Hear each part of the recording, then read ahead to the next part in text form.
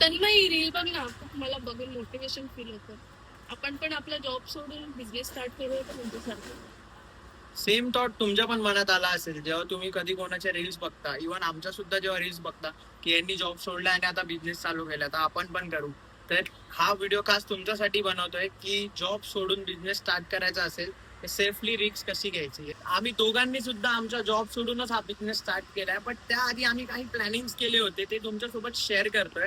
एक अशी अमाऊंट जी तुम्हाला स्ट्रेस फ्री ठेवेल. असलं पाहिजे मला ईएमआय भरायचंय, मला घरी पैसे द्यायचे, मला हे करायचंय, माझे ते पैसे बाकी आहेत, या सगळ्या गोष्टींचं जर टेन्शन असेल तर तुम्हाला बिझनेस नीट प्लॅन करता येणार नाही. कारण का मिडल क्लास फॅमिली मधून बिलॉंग करतोय, तर घरच्यांना एकच असतं की आपल्याला पैसे जे महिन्याला आपण देतो घर खर्चाला तर ते देणं गरजेचं असतं.